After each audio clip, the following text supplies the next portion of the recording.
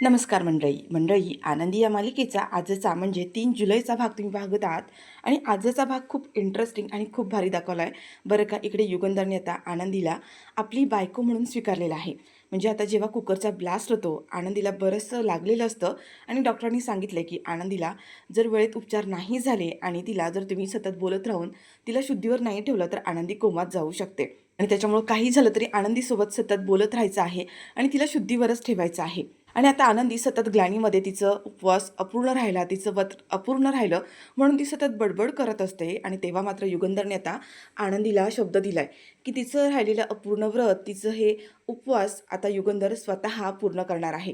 पण जेव्हा मात्र पृथ्वीला कळतं की या सगळ्यामागे आता विद्याधरचा हात आहे, म्हणजे कुकरचा ब्लास्ट होण्यामागे हे सगळं कोणी कारस्थान मुद्दाम घडवलं होतं आणि ते सगळं आता विद्याधरने स्वतः घडून आणलंय. आणि विद्याधरचा खरा चेहरा जेव्हा आता पृथ्वीच्या समोर येतो तेव्हा मात्र पृथ्वीने विद्याधरला चांगलीच अद्दल घडवलेली आहे.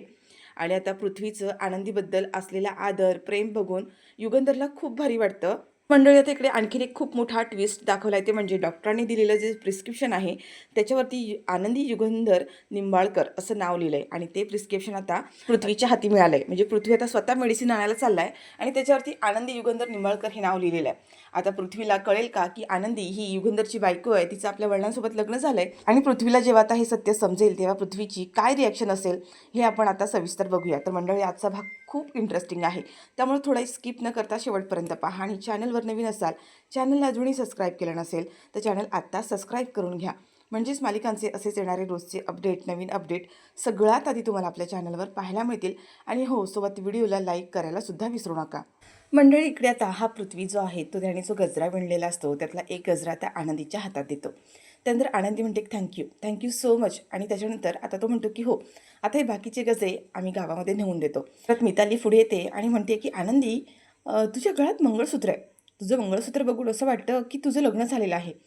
तुझ्या नवऱ्याचं नाव काय आहे गं? म्हणजे तुझं लग्न झालं आहे ना, म्हणजे तुझ्या गळ्यात मंगळसूत्र पाहिलं म्हणून विचारते. आता आनंदी थोडीशी सुरुवातीला गोंधळते, तिला काय सांगावं कळत नाही आहे.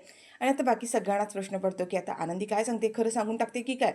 शिल्पाला तर आधीच भीती वाटली की आनंदीने खरं सांगितलं तर ह्या दोघांचं लग्न झालं आहे हे पोरांच्या समोर येईल. तेवढ्यात आनंदी म्हणते की हो, माझं लग्न झालं आहे, माझ्या नवऱ्याचं नाव विष्णू.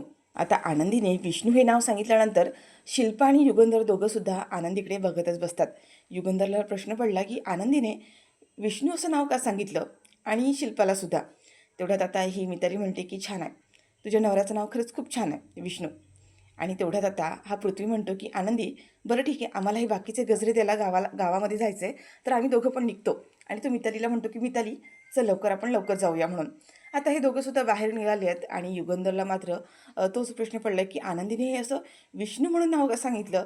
त्याला विचारीला थोडंसं वाईट वाटतं की तिने हे विष्णू असं नाव सांगितलं आहे. पण तेवढ्यात आता ही शिल्पा जी आहे ना ती आनंदीच्या समोर येते. म्हणजे तिलासुद्धा तसं प्रश्न पडला की हिने विष्णू असं नाव का सांगितलं. हिचं काय लग्नाआधी कोणी बॉयफ्रेंड वगैरे होता की काय. आणि असं म्हणत आता ती शिल्पा आनंदीच्या समोर येते आणि म्हणते की काय गं, त्या पोरांना विष्णू हे नाव का सांगितलंस? काही लग्नाआधी तुझा कोणी बॉयफ्रेंड होता का? त्या मंडळी आता युगंधर इथे आनंदीकडे पाहतच बसतो. म्हणजे शिल्पा जसं म्हणते ना की तुझा कोणी बॉयफ्रेंड होता का, युगंधरचा चेहरा थोडासा पडतो, म्हणजे त्याला थोडंसं वाईट वगैरे वाटतं बरं का. तेवढ्यात आनंदी म्हणते की नाही शिल्पाताई, असं काही नाही आहे. अहो, युगंधर हे विष्णूचंच दुसरं नाव आहे. आता हे ऐकल्यावर कुठे इथे युगंधरच्या जीवामध्ये जीव आलेला आहे. आणि आता शिल्पासुद्धा तोंडावर पडली आहे बरं. आणि आता हे सगळेजण निघून जातात. आणि तेवढ्यात आता मिताली आणि पृथ्वी दोघंसुद्धा इथे बायकांची जिथे वटपौर्णिमा सुरू झालेली आहे त्या ठिकाणी आलेले आहेत. आणि आता तेवढ्यात ह्या दोघांना बघून सगळेजण म्हणतात की अरे तुम्ही इथे. त्यावर आता मिताली म्हणते की हो, तुमच्या सगळ्यांसाठी एक छोटीशी गिफ्ट आणले, ते म्हणजे काही गजरे आणि वेण्या आणल्यात. आईला हे सगळं आवडायचं आणि आईसुद्धा हे सगळं करायची ना. तेवढ्यात त्या आता बायका म्हणत असतात की हो, खरं तर मालकीनबाईंना म्हणजे समिधाची खूप आठवण येत होती. वटपौर्णिमा म्हणजे मालकीनबाईसाठी खूप मोठा सण असायचा आणि सगळ्यांसाठी ते आम्हा सगळ्यांसाठी गजरा आणायचे. आणि तीच प्रथा तुम्ही मुलांनी आत्ता चालू ठेवली आहे. त्यावर मिताली म्हणते की हो ना, इतकी वर्ष आम्ही मुंबईला होतो त्याच्यामुळे आम्हाला काही येता नाही आलं, पण आत्ता मी आलो ना त्याच्यामुळं ठरवलं की आईची ही प्रथा चालू ठेवायची. ती जिथे कुठे असेल ना तिला हे सगळं बघून खूप आनंद होत असेल. तर मंडळी इकडे आता किचनमध्ये कुकर जो लावलेला असतो तो कुकर म्हणजे असं खूप तापलेला आहे आणि शिट्टी तर झालेलीच नाही आहे, पूर्ण प्रेशर भरलेलं असतं त्याच्यामध्ये. आणि तेवढ्यात आता आनंदी जी आहे ती किचनमध्ये येते आनंदीला तिथे काहीतरी जळल्यासारखा वास येतो म्हणून ती आजूबाजूला पाहते, पण तिला काही कळत नाही. आता दिसत नसल्यामुळे तिच्या एक गोष्ट लक्षात आली आहे, की म्हणजे कुकर तर ठेवला होता, पण ह्या लोकांनी तो बंद केला नसेल का? आणि हा जळल्याचा नेमका कसला वास येतोय? आनंदी आता तिथे जे त्यांचे काही नोकर आहेत ना, त्यांना आवाज देत असते. सुनीताताई, सुनीताताई कुठे आहात? पण आता तिथे कोणीच येत नाही आहे आणि तिथे खूप जास्त जळल्याचा आता वास येत असतो. आनंदी घाबरते, तिला काही कळत नाही आहे. पुन्हा आता ती सगळ्यांना आवाज देत असते, "कुठे गेले सगळे? सुनीताताई कुठे आहात तुम्ही? या इकडे." आता ती जोरजोरात ओरडते, पण कोणीच अजून तिथपर्यंत आलं नाही आहे. आता आनंदीला कळतं, की गॅसवरतीच काहीतरी आहे आणि त्याचाच कसला तरी वास होतोय. आनंदी आता जाऊन ते बंद करण्याचा प्रयत्न करते. तेवढ्यातच आता खूप मोठा ब्लास्ट झालाय आणि आनंदी आता जोरातच ओरडते आणि ती खाली पडते. आणि तो जो कुकर आहे ना, तो आनंदीच्या अगदी बरोबर चेहऱ्यावर म्हणजे डोक्यावर समोर पडलेला असतो आणि तिला प्रचंड दुखापत झाली.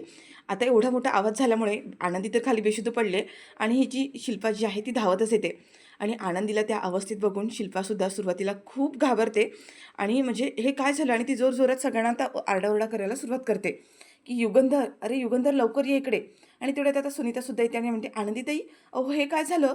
आता सुनीता जी आहे ती सुद्धा आनंदीच्या जवळ धावत जात असते आणि तेवढ्यात युगंधर येतो. युगंधरने सुद्धा आनंदीला आता ह्या अवस्थेत बघून त्याला सुद्धा खूप मोठा असा धक्का बसलाय. युगंधर म्हणतो, की "हे काय झालं? हे हे कसं काय झालं?" आणि त्यात तो खूप पॅनिक झालेला असतो आणि आनंदीच्या जवळच धावत येतो. सुनीतासुद्धा आता आनंदीच्या जवळ येते. आनंदी आता पूर्णपणे बेशुद्ध पडलेली आहे. सुनीता तिला उठवण्याचा प्रयत्न करते. "आनंदीताई, आनंदीताई उठा. काय झालं तुम्हाला?" आनंदीताई पण आता आनंदीच्या चेहऱ्याला खूप लागलेलं असतं, खूप रक्त वाहत असतं आणि तिच्या चेहऱ्याला सुद्धा एका ठिकाणी थोडंसं भाजलेलं वगैरे दाखवलेलं आहे. आता सुनीता पॅनिक होते आणि म्हणते, "उठा ना आनंदीताई. आनंदीताई काय झालं?" आता माईकसुद्धा म्हणतात, की "हे कसं काय घडलं पण? कुकरचा ब्लास्ट कसा काय झाला?"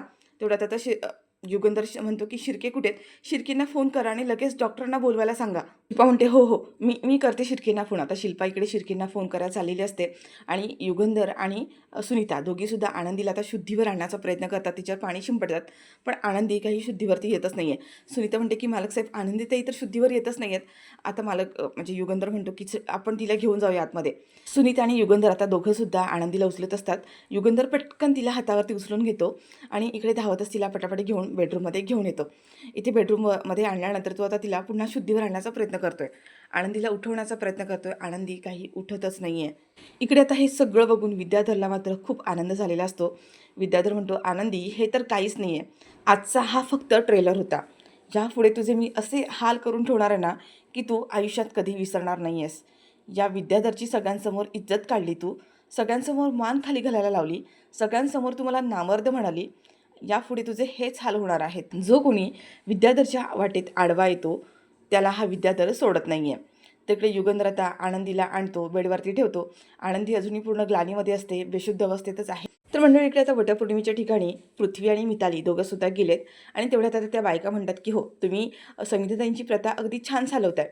पण आम्ही ना तुमच्या घरच्या बायका राहिल्या कुठे? आम्ही अजून त्यांचीच वाट बघत बसलोय. जोपर्यंत मालकीनबाई येत नाहीत ना, तोपर्यंत आम्ही वटपौर्णिमेची पूजा करणार नाही आहोत. कधी येणार आहेत मालकीनबाई?"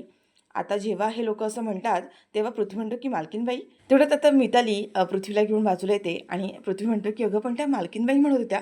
"कोण मालकीनबाई? कोणाबद्दल बोलत असतील?"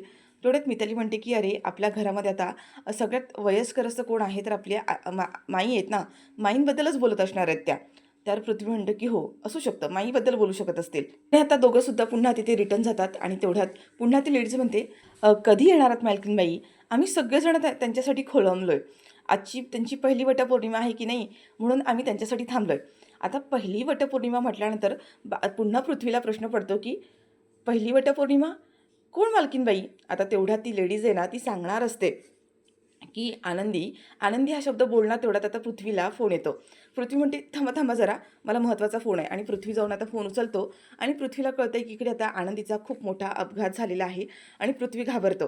आणि आता तो मितालीला म्हणतो, की "चल आपल्याला अचानकच आता लगेच घरी जावं लागणार आहे. घरी मोठा प्रॉब्लेम झाला आहे." ते दोघंसुद्धा आता घरी यायला निघाले आहेत. तर इकडे युगंधरने आनंदीची अवस्था त्याला पाहवत नसते. तिच्या डोक्यातून खूप रक्त वाहत असतं. आता इथे जे बापू आहेत ते युगंधरला म्हणतात, की "अरे युगंधर, तिच्या डोक्यावर थोडंसं स्वच्छ रुमाल घे आणि दाबून ठेव. किती रक्त वाहतंय. एवढं रक्त गेलं तर पोरीची काय हाल होतील." तेवढ्यात युगंधर आता रुमाल मागून घेतो आणि तो रुमाल आनंदीच्या डोक्याचं सगळं रक्त पुसून घेतो आणि तिच्या डोक्यावर तो रुमाल दाबून धरून ठेवून देतो. आणि आनंदीला आता तो शुद्धीवर आणण्याचा प्रयत्न करतोय. आनंदीला आवाज देत असतो, पण आनंदी काही शुद्धीवर येत नाही आहे. आता सुरुवातीला शिल्पा जी आहे तिला थोडंसं वाईट वाटलेलं असतं, पण आता तिच्या सगळं मनासारखं झालं आहे. मग तिला काहीही वाटत नाही बिचारीला एवढा त्रास होतो आहे. आता युगंधर म्हणतो की ताई तू करतेस ना शिर्केंना फोन, डॉक्टरांना फोन कर, शिर्केंना फोन कर आणि लवकर डॉक्टरांना घेऊन यायला सांग. इथे आता शिल्पा म्हणत असते की अरे हो मी शिर्केंना फोन करतेच आहे, डॉक्टरांना सुद्धा फोन करते, पण डॉक्टरांचा फोन लागतच नाही आहे. शिर्कीला फोन केला आहे तो येईलच एवढ्यात. आणि आता इथे शिल्पाचं फोन करणं चालूच असतं. तेवढ्यात शिर्के येतात आणि सोबत येताना त्यांनी डॉक्टरांना सुद्धा घेऊन आलेत.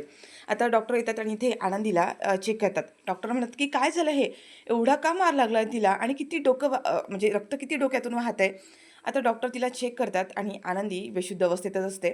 युगंधर म्हणतो की काय झालं, शुद्धीवर येईल ना ती, ती अजून शुद्धीवर काय येत नाही आहे. डॉक्टर म्हणतात की तिच्या डोक्याला प्रचंड जोरात मार लागलाय आणि खूप रक्तस्रावसुद्धा गेलाय, म्हणून त्या बेशुद्ध अवस्थेत आहेत. त्यांना शुद्धीवर आणायला हवं आणि त्यांच्याशी सतत बोलत राहा. आणि मंडळी आता डॉक्टर एवढं बोलत असतात तेवढ्यातच आता आनंदी ग्लानीमध्ये बडबड करायला सुरुवात करते की माझा उपवास, माझी वटपौर्णिमा, मला व्रत करायचं आहे, उपवास करायचा आहे, हे आता ती ग्लानीमध्ये बोलत असते. डॉक्टर म्हणतात की काय झालं नक्की ह्यांना. तेव्हा आता युगंधर झालेला सगळा प्रकार सांगतो आणि डॉक्टर म्हणतात की ह्या आता थोड्या ग्लानीतून बाहेर आल्यात, शुद्धीवर येण्याच्या मार्गावर आहेत. त्यांच्याशी तुम्ही सतत बोलत राहा, त्यांना बेशुद्ध पुन्हा पडू देऊ नका. त्या जर पुन्हा बेशुद्ध पडल्या तर कोमात जाण्याचे चान्सेस जास्त आहेत. आता मात्र युगंधर घाबरतो. बापू म्हणतात पोरीला काय झालं, पोरीला फार जास्त लागलं नाही ना, तिच्या जीवाला काही धोका नाही आहे ना. डॉक्टर म्हणतात मी आत्ताच तुम्हाला म्हणाले ना की त्यांच्या डोक्याला खूप मार लागला आहे, इंटरनल इंजरी असण्याचे जास्त चान्सेस आहेत. आपल्याला बाहेरचा रक्तस्राव दिसतोय, कदाचित आतून पण असू शकतो.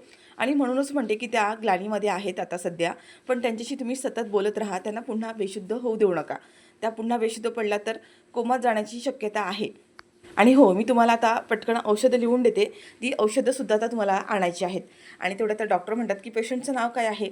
युगंधर सांगतो की आनंदी युगंधर निंबाळकर. आता तिने ते नाव लिहून घेतलेलं आहे आणि एक प्रिस्क्रिप्शन लिहून रेडी करते आणि म्हणते की ही औषधं आहेत, ती आता लगेचच आणा. आणि जोपर्यंत ही औषधं देत नाही आहेत तोपर्यंत आनंदी पुन्हा बेशुद्ध व्हायला नको, ती शुद्धीवरच राहायला हवी. आणि आता डॉक्टरांसोबत ज्या नर्स आलेल्या आहेत त्या नर्सला त्या डॉक्टर म्हणतात की त्यांचं हे ड्रेसिंग आहे ते क्लीन करून घ्या आणि त्यांना व्यवस्थित ड्रेसिंग करून द्या.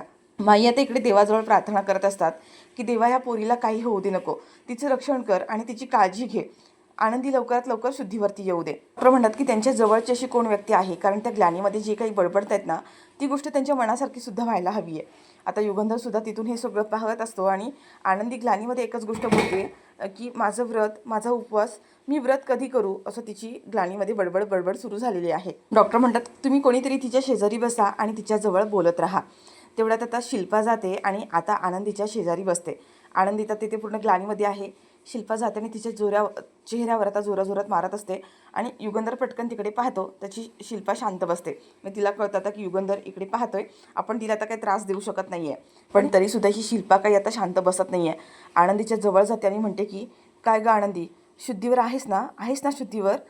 तू शुद्धीवर असोस किंवा नसोस, पण एक गोष्ट लक्षात ठेव, काय तू या घराची मालकीण नाही आहेस, या घरची नोकर आहेस. त्याच्यामुळं नोकर बनवूनच राहा, मालकीण बनवण्याचा प्रयत्न करू नकोस. आणि पुन्हा आता ती हळूच आनंदीला असं रागारागात बोलत असते, तिला त्रास देण्याचा प्रयत्न करत असते, जेणेकरून आनंदीला आणखीन त्रास व्हावा. मध्येच ती आता युगंधरकडे पाहते की युगंधर आपल्याकडे पाहत तर नाही आहे ना.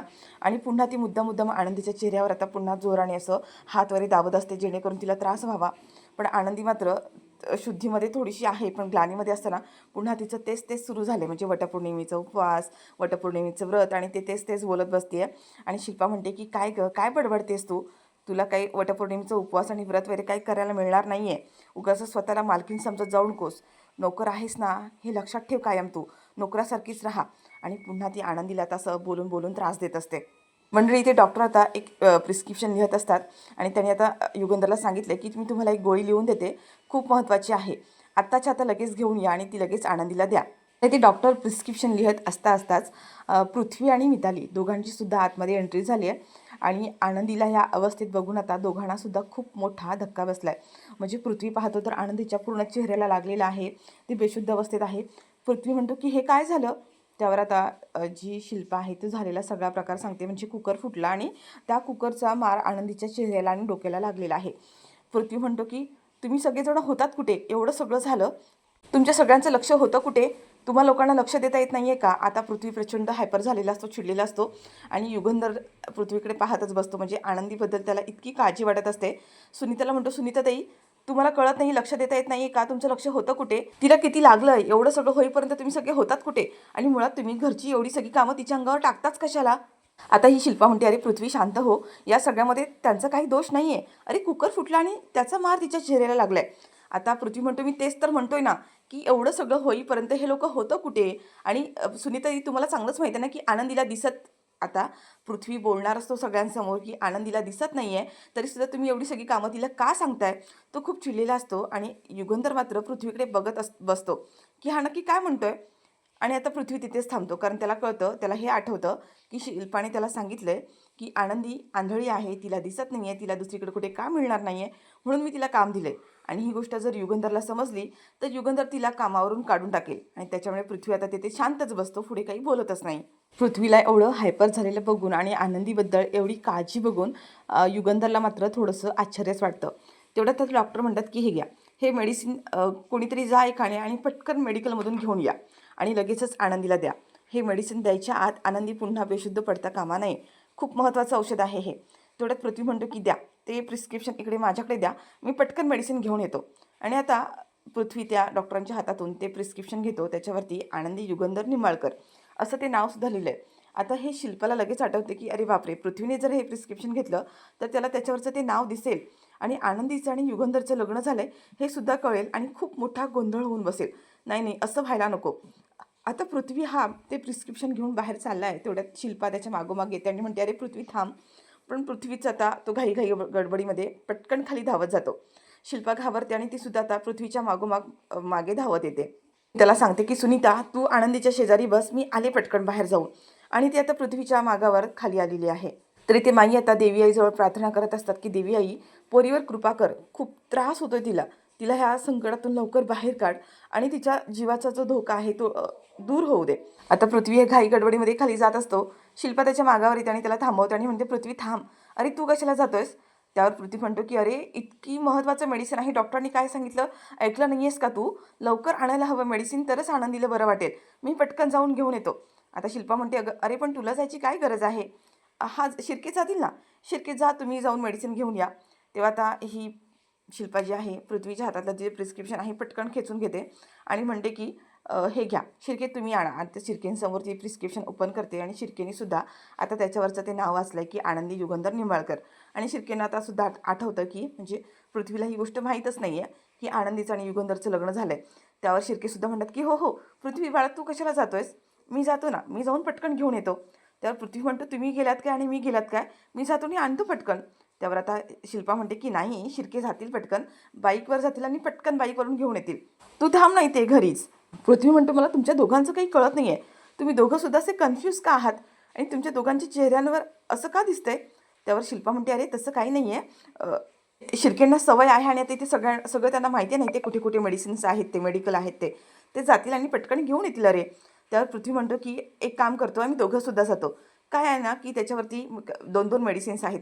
कधी-कधी काय होतं, की दोन्ही मेडिसिन्स एकाच मेडिकलमध्ये मिळत नाही आहे आणि मग गोंधळ उडतो. आम्ही जातो आणि दोघंसुद्धा म्हणजे दोन्ही साईडला मेडिकलमध्ये जातो, म्हणजे दोन्ही औषधं आपल्याला मिळतील. असं म्हणून आता दोघंसुद्धा निघालेत. पण शिल्पाला मात्र अजूनही टेन्शन आलेलं आहे. जर पृथ्वीने त्या प्रिस्क्रिप्शनवरचं जर आनंदीचं आणि युगंधरचं नाव पाहिलं तर खूप मोठा आता गोंधळ उडणार आहे. तर मंडळी, इकडे आता विद्याधर जो आहे तो मोबाईलमध्ये आनंदीचा फोटो पाहत बसलेला आहे आणि आता आनंदीला म्हणतो, की "आनंदी, काय करून घेतलीस गं तू ही स्वतःची अवस्था? स्वतःच्याच मस्तीने तू हे स्वतःची अवस्था करून घेतलीस. काय गरज होती तुला सगळ्यांसमोर माझी अशी इज्जत काढायची, माझा पाणउतारा करायची, त्या युगंधरला माझ्याबद्दल हे सगळं सांगायची?" आता तो फोटोमध्ये बघून हे सगळं आनंदीबद्दल बोलत असतो आणि तेवढ्याच आता आरती आणि आभा दोघंसुद्धा आनंदीला भेटायला आलेले असतात. म्हणजे आता ती दोघंसुद्धा अचानक आलेले आहेत आणि आरती जी आहे ती आनंदीला आवाज देत असते, "आनंदी, आनंदी कुठे आहेस?" तेवढ्यात आता हा विद्याधर त्या दोघांना पाहतो आणि म्हणतो, की "नमस्कार, नमस्कार आबा. या, या, या." "काय आबा, कसं काय, बरे आहात ना?" आता आबा आणि आरती दोघंसुद्धा त्या विद्याधरकडे त्याला इग्नोर करण्याचा प्रयत्न करत असतात. तेवढ्यात हा विद्याधर म्हणतो, की "काय आबा, तुम्ही जर तेव्हा माझं ऐकलं असतं आणि तुमच्या मुलीचं लग्न माझ्याशी लावून दिलं असतं, तर तुमच्या मुलीची आज वेळ आली नसती." तर आबा म्हणतात, "ए काय बोलतो काय तू?" त्यावर आता हा विद्याधर म्हणतो की खरं तेच बोलतोय आबा मी. तुम्ही माझं ऐकलं असतात ना, माझ्याशी लग्न लावून दिलं असतात ना, तर तुमच्या मुलीचे आज हे असे हाल झाले नसते. बिचारी तिकडे मरणाच्या दारात खितपत पडली आहे. त्यावर आता इथे आबा म्हणतात की काय बोलतो तू? कुठे आहे माझी आनंदी? आनंदी? विद्याधर म्हणतो आबा खरं ते बोलू राहिलोय मी. तुमची आनंदी मरणाच्या दारामध्ये आहे. तर आबा म्हणतात की काय झालं? काय झालं आनंदीला? कुठे आहे कुठे आनंदी? तेवढ्यात आता हा विद्याधर म्हणतो की काय ना, तुमच्या मुलीला तुम्ही स्वतःच मरणाच्या दारामध्ये लोटला आहात. त्याला आम्ही तरी काय करणार? आबा म्हणतात तुला काय बोलायचंय काय? नक्की काय घडलंय तरी काय? तेव्हा हा विद्याधर म्हणत असतो की काय ना, किचनमध्ये कुकरचा मोठा ब्लास्ट झाला आणि त्याच्यामध्ये तुमच्या मुलीचे आनंदीच्या डोक्याच्या आत चिंधड्या चिंधड्या झाल्यात. आता हे सगळं ऐकून आरतीला आणि आबांना मात्र खूप मोठा धक्का बसतो. त्यादर म्हणतो तुमची लेक तिकडे मृत्यूच्या दारात आहे, मरणाच्या दारात आहे. आता आबांना खरं तर ह्या गोष्टीवरती विश्वास बसत नाहीये आणि ते विद्याधरची कॉलर धरतात आणि म्हणतात ए काही बोलू नकोस, काय बोलतोस तू? त्यावर आरती म्हणते आबा थांबा तुम्ही, आणि आबांना ते आता लांब करते. त्यावर हा विद्याधर म्हणत असतो मी जे बोलतो ते काही खोटं नाही आहे, खरं तेच बोलतोय. वेळ जर तुमच्या मुलीचं लग्न माझ्याशी लावून दिलं असतं ना, तर तिच्यावर आता ही वेळ आली नसती. आबा म्हणतात की कुठे माझी आनंदी कुठे आहे? तेवढ्यात हा विद्याधर म्हणतो तिकडे युगंधरच्या रूममध्ये पडली ती, जाऊन बघा तिकडे तिला.